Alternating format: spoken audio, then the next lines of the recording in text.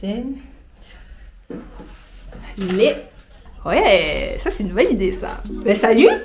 Et oui, c'est dimanche déjà. On commence à avoir une petite habitude, toi et moi. Petit rendez-vous hebdomadaire. Voilà. Tous les dimanches, on est là, tous les deux, et on parle de mannequinat, un sujet qui est intéressant, on partage. J'espère que t'as passé une bonne semaine d'ailleurs, et que t'as pu méditer sur quel genre de mannequin tu es. Merci pour tous vos retours, je vais le dire souvent ça, là. J'avais fait un sondage sur Instagram pour avoir un petit peu vos avis, etc. Parce que c'était ma première vidéo explicative sur le sujet. Vous avez été géniaux, j'ai noté plein de vos conseils, etc. Le générique arrive. Le générique arrive. Bref, tout est dit, c'est notre petit update. Je vous laisse avec la suite de la vidéo. Je pense que la première question que je me suis posée quand j'ai voulu faire du mannequinat, c'est comment signer en agence ? Genre, comment trouver une agence, comment ça se passe, etc. Je me suis rendu compte qu'il y avait différentes manières de signer en agence. Et c'est ça qui est cool, en fait. C'est ça qui est super cool. Et aujourd'hui, on va voir 4 manières de signer en agence. En fait, il y a 2 teams dans le mannequinat. Il y a ceux qui disent « Oh, c'est le facteur chance, il fallait que tu sois là au bon moment, il fallait que tu rencontres les bonnes personnes pour être mannequin. » Et il y a l'autre team qui dit « Provoquer la chance, provoquer les opportunités. » Dans le sens où les opportunités, ça se crée, ça se cherche, etc. Donc nous, ce qu'on va faire, c'est qu'on va procéder en entonnoir. On va aller de la manière la moins probable, on va dire, et petit à petit arriver à la manière la plus forte, celle où tu as le plus de chances de signer en agence. Du coup, tu restes avec moi jusqu'à la fin. La première façon de signer en agence, c'est se faire repérer dans la rue. Ha! Ah! Voilà, quand on parle de chance, c'est de ça qu'on parle. C'est-à-dire que le principe de se faire repérer dans la rue, c'est tu marches comme ça, un jour tu sors de chez toi pour aller à la boulangerie, et là d'un coup tu tombes sur un scout. Bon, là vous allez me poser la question, mais c'est quoi un scout ? C'est quoi un scout ? Alors un scout c'est simple, c'est une personne qui travaille dans une agence ou pas, qui fait du repérage de gens qui sont des potentiels mannequins à ses yeux et qui va les mettre en contact avec les agences. Et les gars, la signature de la maison, on ne parle qu'à base d'exemples. J'appuie mes propos avec des situations, avec des gens, avec des personnes qui sont passées par là. Et là, en l'occurrence, Johan alias Billy, que j'ai rencontré, encore une fois à Balenciaga, sinon ce n'est pas drôle. Je veux grave que tu fasses un coucou à la caméra, genre. Ça va chez les cheveux. Ah, bonsoir. Lui, en fait, il s'est fait repérer dans la rue. Il va vous expliquer un petit peu comment ça s'est passé. Alors, j'étais seulement dans la rue à Paris et une dame est venue me voir. Et elle vient me voir en me parlant en anglais, en me demandant si j'étais intéressé par le mannequinat, si j'en avais déjà fait, parce qu'elle voulait me recruter dans son agence.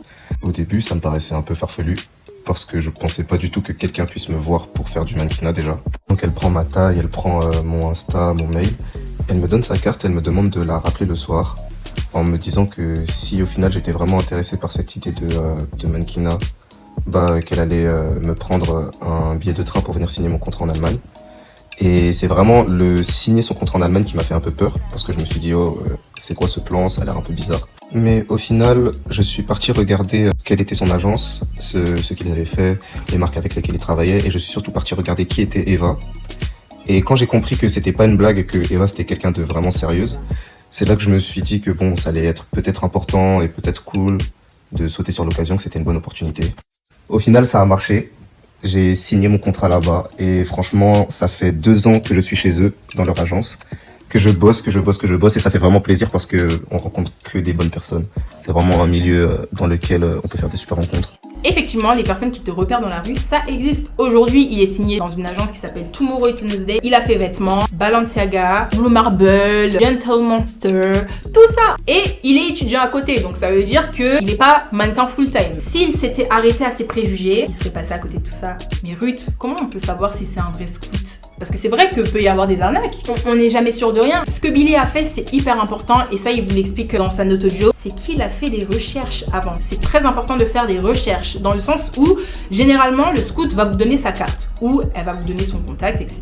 Soit vous marquez son nom sur Instagram. Ou, je sais pas moi, sur Internet. Si vous ne trouvez pas sur Google, vous allez sur Instagram et vous scrutez, en fait. Logiquement, si c'est un scout, il poste son travail. Donc, les gars, si j'ai un conseil à vous donner, sortez toujours apprêtés, d'accord ? On ne sait jamais qui on peut rencontrer demain. La deuxième manière de signer dans une agence, c'est de candidater en ligne.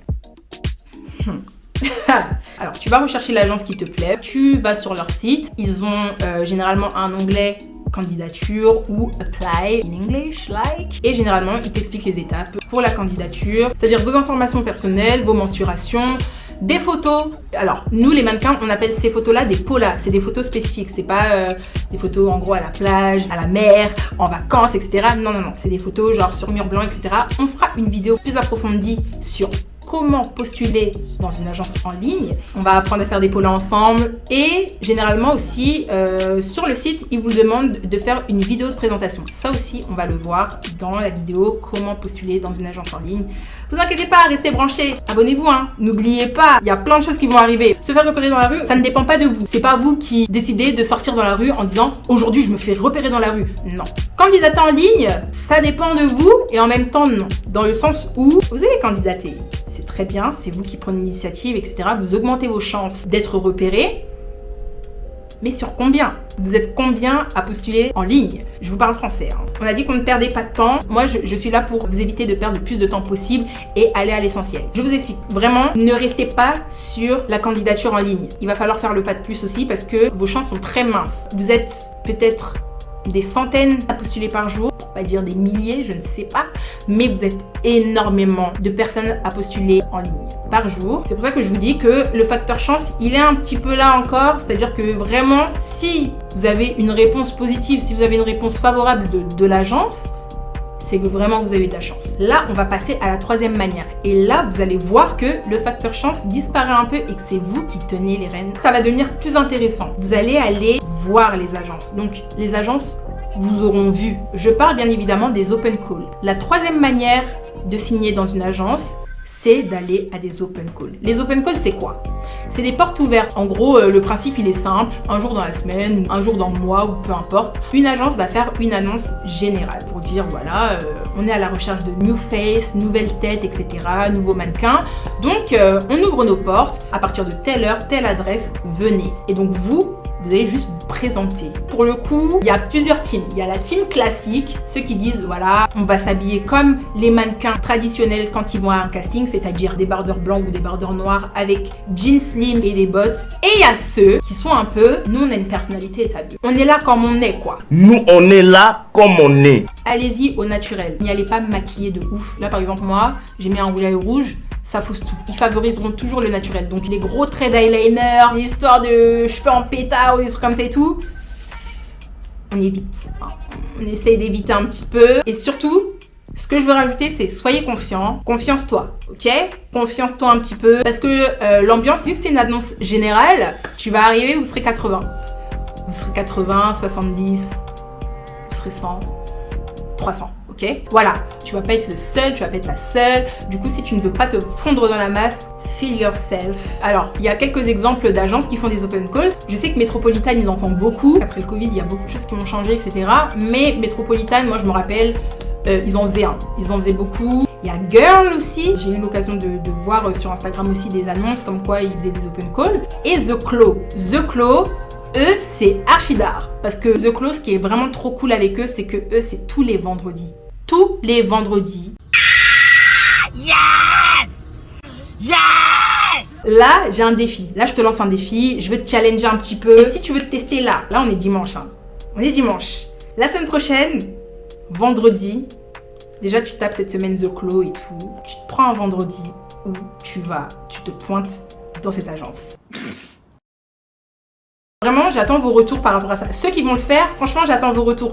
Si vous êtes vraiment chaud, vendredi, genre parce que c'est tous les vendredis, allez à The Claw, présentez-vous et tout, comme vous êtes. Peu importe l'issue du rendez-vous, si vous êtes pris ou pas. Dans tous les cas, j'attends votre petit message. La dernière, et c'est pour ça que je l'ai mis en dernier, la dernière manière de signer en agence, un outil que tout le monde a. Instagram, les gars. Je vous explique pourquoi je suis émue. Si votre go est là aujourd'hui, devant vous, c'est grâce à Instagram. Sans Instagram, on m'aurait pas vu. Hein. Si je vous dis que j'ai signé dans mon agence mère grâce à Instagram, c'est une chose. Si je vous dis que sur 7 agences sur lesquelles je suis représentée, il y en a 3 d'entre elles qui ont été via Instagram. C'est-à-dire que j'ai signé avec eux, mais ils m'ont repéré sur Instagram. Ça, c'est de 2. Et si maintenant je vous dis, et là on se rapproche encore, approchez-vous, si je vous dis que les marques avec qui j'ai commencé et qui font ce que je suis aujourd'hui m'ont contacté sur Instagram.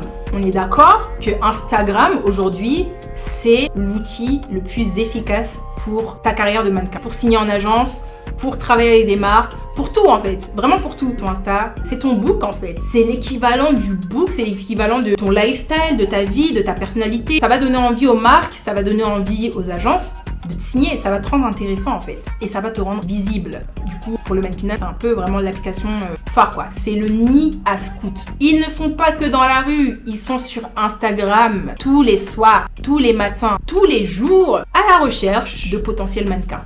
Et c'est pour ça que vraiment, je vous dis que votre Instagram soit clean, les gars. Vraiment, il faut que vous ayez un bel Insta. Ça, c'est super.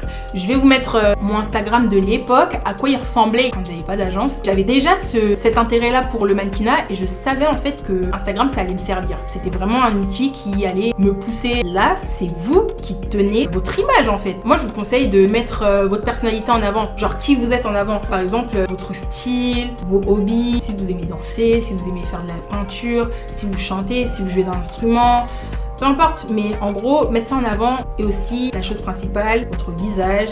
Du coup, moi, j'attends de vos nouvelles. N'hésitez pas à me dire en commentaire les choses que vous voulez que j'approfondisse plus.